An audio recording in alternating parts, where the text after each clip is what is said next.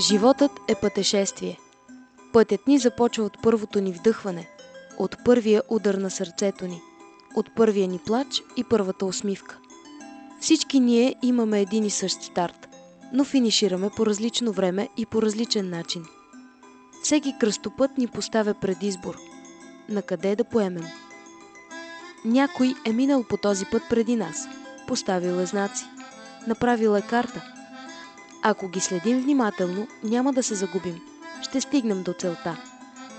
Да разчетем знаците, да помогнем на тези, които са в началото на пътя, да им вдъхнем кураж и надежда.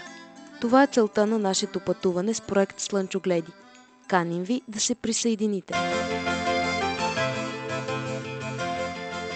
Слънчогледи или Моето решение е продължение на проекта Да бъдем заедно на Сдружение Артистичен свят на младежта и Театър Цвете, осъществен с финансовата подкрепа на Фонд за подкрепа на местните мрежи и социалната подкрепа на МОН, общините на град София, град Стара Загора и град Сливен.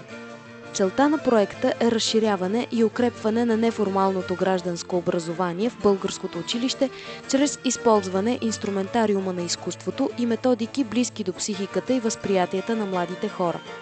Съдържанието е подготовка на модул от интерактивни занимания за възпитание на толерантност и етика при учениците от начален курс, етика и недопускане на агресия за учениците на среден курс, превенция от насилие, трафик на хора, наркотици, рисково сексуално поведение за учениците от горен курс. Заниманията се проведоха в някои основни училища и в домовете за деца в неравностойно положение. И така, Слънчогледи започнаха своето пътешествие. На всяка училищна спирка и среща с децата те поставяха по няколко пътни знака. Децата всъщност се възпитават от примера.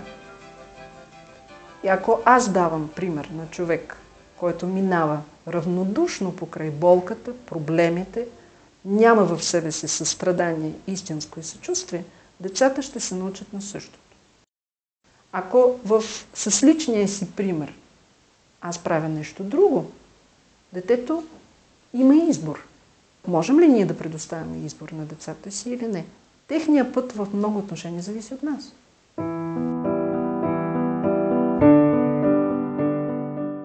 Учениците и водещият, заедно с актьорите, размишляваха над различни проблемни ситуации посредством така наречения форум театър. Форум театърът е начин за поставяне и разиграване на ситуации, в които сме почувствали, че нашите възможности са ограничени или атакувани от външни сили, като отделна личност и като общество. Тази ситуация се разиграва на сцена пред публиката, която често се сблъсква с тези проблеми. Сцената се разиграва втори път с покана към зрителите да заместят герой, с който се идентифицират и да представят как те биха реагирали в тази ситуация. Целта е да се споделят и да се отиграят стратегии за противопоставяне и справяне с заобикалящите ни проблеми.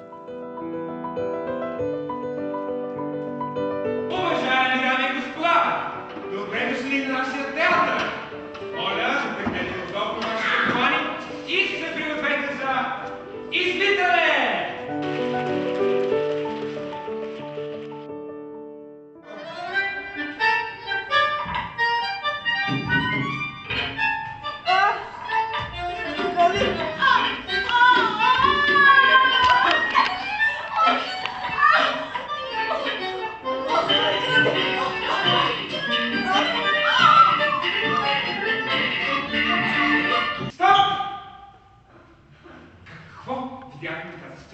Тя като ходи, стъпнала е на криво и се шипи крака и тя почна да се смее.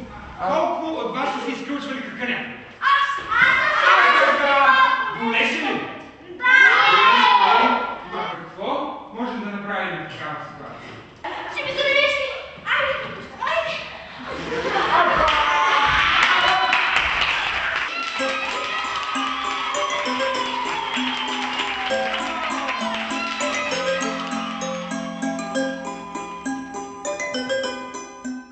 Това не е просто филм, това не е просто интернет или някаква компютърна игра, а си е жив контакт. Детето не се смущава от това, че някой го гледа, че някой го контролира, че някой ще го накаже. Той е искрен такъв какъвто е.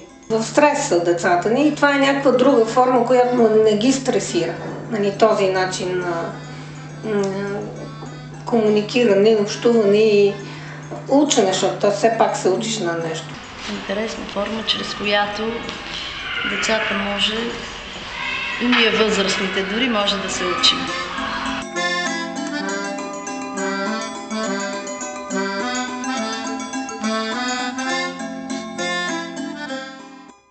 Децата са лист хартия, върху който всички ние пишем. Чист лист, който простосърдечно приема всичко. Сгрешените думи и грозните рисунки трудно се изтриват от бялото поле.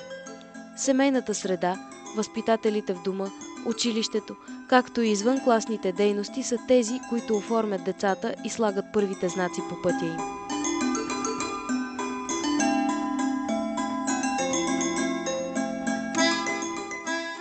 Променила ли се ценностната система на младите хора и децата през последните години?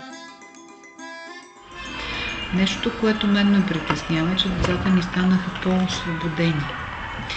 Забравиха, че има някои правила, които сме длъжни да спазваме в общуването си с възрастни и с връстници. Тук говорим за уважение към личността на другия.